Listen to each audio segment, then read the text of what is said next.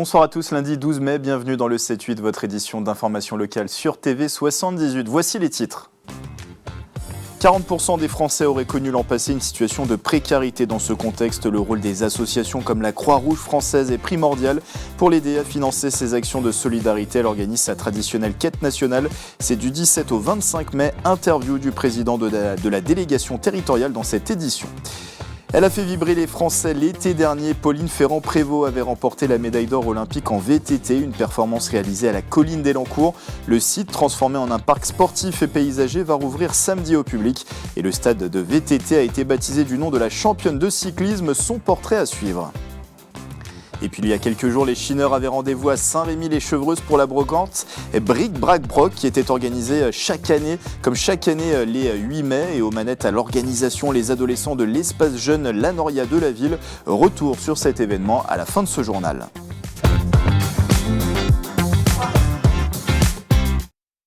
Mais avant de développer ces titres, une mobilisation prévue cette semaine sur le site de Stellantis à Poissy. Le syndicat Sud appelle à la grève contre la fermeture de l'usine et pour obtenir des garanties. L'avenir de la dernière chaîne de production automobile d'Île-de-France semble incertain. Selon les informations de nos confrères du Parisien, le groupe Stellantis pourrait redéfinir l'activité industrielle sur place et vendre une partie de son foncier. Il pourrait être racheté par le Paris Saint-Germain pour construire son futur stade. Le site de Poissy compte plus de 2000 salariés. À partir de samedi, vous les verrez vêtus de leur uniforme ou de leur chasuble et armés des tirelires pour recueillir vos dons. Les 2300 bénévoles yvelinois de la Croix-Rouge française vont mener la traditionnelle quête de l'association. Elle se déroule partout en France du 17 au 25 mai. C'est un moment important pour la Croix-Rouge afin de pouvoir financer ses actions de lutte contre la précarité et l'isolement qui sont en constante augmentation en France. L'argent récolté dans les Yvelines va servir pour les actions des 16 unités locales implantées sur tout le territoire. On écoute le président de la délégation territoriale, Pascal Cormier. On a, je pense que c'est connu, les épiceries sociales. Nous avons les vestiboutiques, d'autres puissent être un peu moins connus, comme les accueils bébés-parents. Sur le terrain aussi, donc ça nous permet de faire beaucoup d'activités, comme les maraudes ou le transport social. Et cette année, c'est capital, c'est fondamental, c'est devenu un vrai objectif d'aller vers les gens les plus isolés. Donc, de travailler sur le aller vers et d'aller chercher les gens qui sont isolés un peu dans les territoires les plus reculés et pouvoir leur apporter une aide. Mais vous pensez bien qu'effectivement, toutes ces activités, ça nécessite des moyens et c'est pour ça que là, encore cette année et plus particulièrement cette année, nous comptons vraiment sur tout le monde pour cette quête. Sur les Yvelines, nous sommes à peu près 2300 bénévoles que vous allez pouvoir retrouver soit sur les marchés, soit à l'entrée des supermarchés, au carrefour, sur les routes, un petit peu partout. Ils seront dans leur bel uniforme de couleur et ils vous accueilleront toujours avec beaucoup de plaisir. Et cette quête nationale de la Croix-Rouge se déroule, je le rappelle, du 17 au 25 mai. C'est une première au Claye-sous-Bois. La commune organise son rendez-vous de l'innovation et de l'entrepreneuriat. ClayX se tient demain mardi à l'espace Philippe Noiret au programme conférences et tables rondes organisées pour échanger et interagir avec des professionnels originaires de la ville et découvrir leur parcours. L'entrée est libre, c'est à partir de 18h30. Allez, on ouvre une page sport tout de suite dans le 7-8.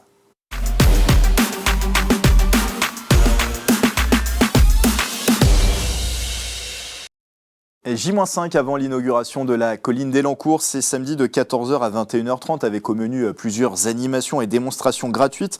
Le site olympique de Paris 2024 s'est transformé après de longs mois de travaux en un parc sportif, paysager et de loisirs ouvert à tous. Sur place notamment un stade VTT avec 4 pistes, de la verte à la noire pour tous les niveaux. Et ce stade porte le nom de Pauline Ferrand-Prévot. La cycliste a marqué l'histoire du lieu en remportant l'été dernier la médaille d'or en VTT cross-country aux Jeux Olympiques de Paris 2024. Clara de Fructos et Mélanie Poquier vous dressent son portrait.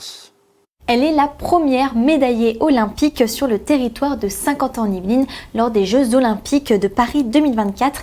Pauline Ferrand-Prévot, PFP pour les passionnés de cyclisme. Le 28 juillet, elle remporte la médaille d'or dans l'épreuve féminine de VTT cross-country.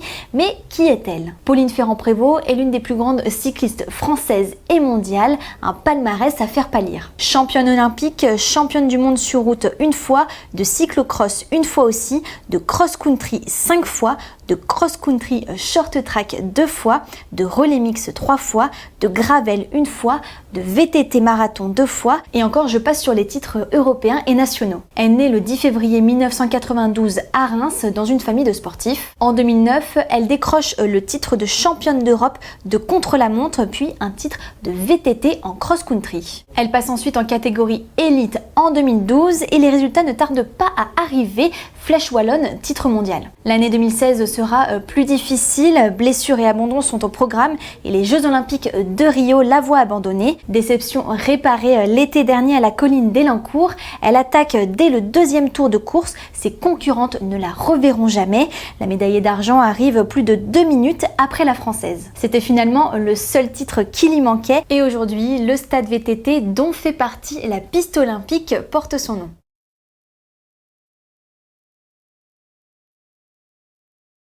Un résultat sportif à vous donner, la victoire hier de plaisir en Fédéral 2 de rugby. Le PRC s'est imposé sur sa pelouse 25-18 face au Creusot en 16e de finale aller de Fédéral 2. Les Plaisirois ont inscrit 3 essais. Le match retour se joue dimanche prochain à l'extérieur. L'objectif, bien sûr, une qualification pour les 8e de finale de Fédéral 2.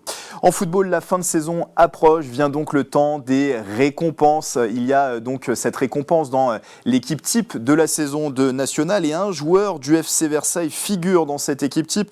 Il s'agit de l'ailier Freddy Bemba. Le joueur de 22 ans fait partie de cette sélection dévoilée lors de la cérémonie des trophées du National qui s'est tenue samedi soir à Clairefontaine. Arrivé à l'intersaison en provenance de Dunkerque, Bemba était l'auteur de 11 buts en 30 matchs cette saison. Il a été grandement parmi, on va dire, les protagonistes du maintien de Versailles dans le 3e échelon français, validé la semaine dernière. Et puis le trophée vert était de retour hier à l'hippodrome de Rambouillet. Cet événement hippique de trot fait le Tour de France. Il s'agissait ce dimanche de la 4e étape. 7 courses hippiques étaient au programme. Dans le prix de la ville de Rambouillet, victoire du numéro 6 que vous voyez à l'image. Jour de fête monté par Nicolas Bazir devant les chevaux Hermès Pat et Fakir de l'Aulne. La ligne d'arrivée 6, 2, 9, 15, 10.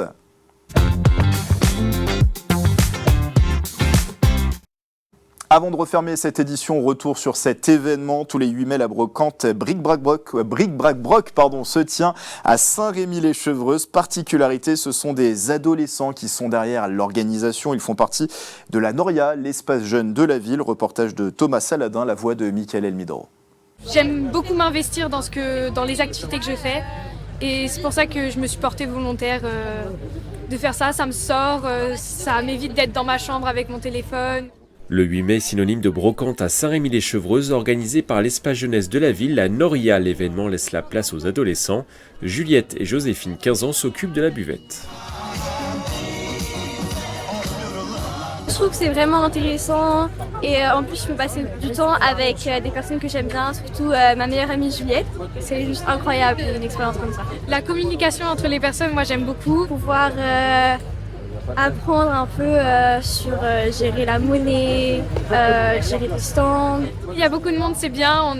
Parfois on est un peu débordé au niveau des boissons, mais on peut gérer. La brocante montre le dynamisme de la jeunesse de la ville. On a souvent une image un peu erronée de la jeunesse.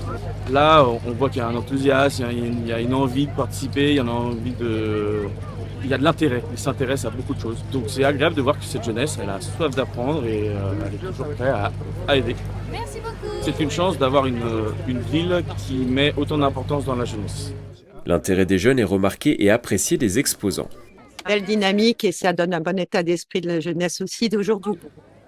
Ça permet aux jeunes de prendre de l'expérience sur l'organisation d'événements, c'est bien utile. Bon, merci, vous aussi, bon courage. Bric-Brac-Broc est né il y a 25 ans et son esprit perdure toujours aujourd'hui. C'était une idée de jeune puisqu'on avait une phrase forte sur notre projet pédagogique qui était « acteur dans sa vie, acteur dans sa ville ».